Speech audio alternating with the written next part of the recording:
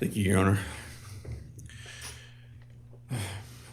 My name is Scott Laramie.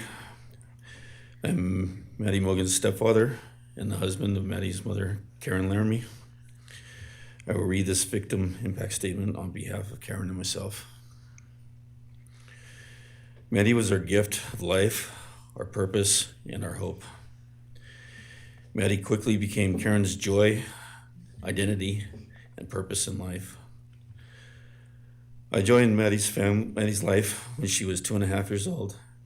The experience transformed me into a life of joy, love, and family. Maddie was bright, beautiful, kind, empathic. She listened carefully to others and was observant, seeing and caring about the hearts and the minds of all she encountered. She loved music and music festivals. She had a wonderful sense of humor. She excelled in school. She was an easy child to raise, almost never requiring discipline, and almost always giving us parental joy. One time Karen remembers disciplining Maddie as a little girl. Maddie responded, "You broke my heart," which of course melted ours. She had a keen wit, even at that young age. As she transitioned into teenage years, she prioritized us and extended family over many of the distractions that capture teenagers. She showered us with her presence and love at family events, barbecues, picnics, birthdays, holidays, and others. She spent countless hours with her papa, her Uncle David, Aunt Nadine, and her other close family and friends.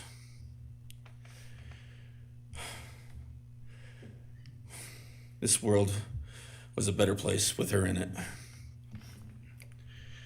As she reached adulthood, Maddie applied her studies to be a marketing professional, entering into an internship at Payne West, and started planning her professional future. As with all things, she involved Karen and myself in the joy of her journey. As she transitioned into womanhood, Karen and I continued to be astounded at this wonderful and accomplished person we had created. All parents dream of their children accomplishing more than them. We realized this dream, all we had not become, she was becoming. Karen and I are ordinary people, but we lived extraordinary lives because we had Maddie. Maddie was taken senselessly and brutally in a sudden act of evil. She was taken along with the young, promising, and bright lives of Kaylee, Xana, and Ethan. First, we felt disbelief. Next, we felt disorientation. Then we felt grief overcome us. Our grief is compounded even more for the Goncalves, Kernodle, and Chapin families. We speak of hope and healing, and we do have hope and some healing. But the vast emotional wound will never fully heal. Since Maddie's loss, there's emptiness in our hearts, home, and family, an endless void. After losing her mother in a car crash, Karen took years to grieve and recover. The feeling that her life with Maddie and A was perfect helped her to start to heal. Now, this is no longer perfect. After Maddie's loss, Karen felt like she was spinning out, emotionally collapsing into anxiety and depression. She sometimes asks, "How am I supposed to go on when I've lost my favorite person in the world?" I felt the same, and we continue to struggle. The loss of Maddie has impacted so many beyond our family.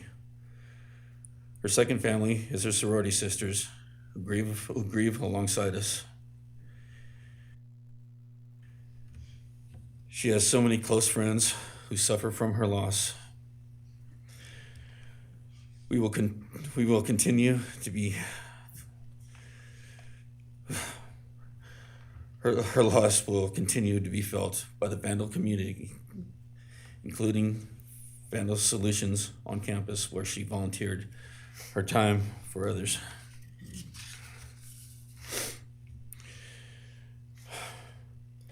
It helps us to know Maddie is in heaven now, freed from the trials of this earth. We, however, continue to live on without the grace and support of her presence. We will grow old without our only child, our bright, beautiful friend and daughter. In the end, there are no words that can accurately capture the devastation of losing Maddie.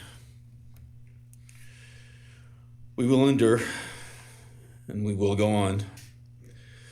For Maddie, we will not let our grief consume us. For Maddie, we will continue to love and care for our family and friends, including the families of Kaylee, Xana, and Ethan. We will remain united with them. We can only hope that others out there suffering similar losses can look to us and see that we can overcome hatred, darkness, and evil.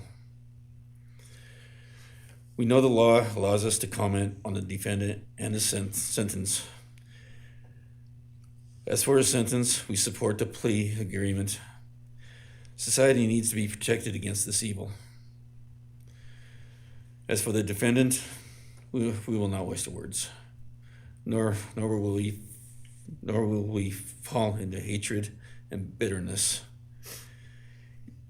Evil has many faces, and we now know this, but evil does not deserve our time and attention. We are done being victims. We are taking back our lives. We will turn our time, talents, and attention to hope, healing, and helping others, and to the future. We invite all those who have suffered with us on this to join us in our journey. We can make this world a better place. We can move on from tragedy.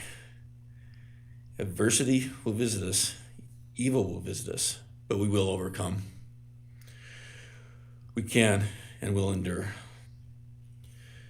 Karen and I express our gratitude to Your Honor and to the prosecution team for allowing us the opportunity to make this statement. Thank you. Thank you so much for your courage, and I am so sorry for your loss.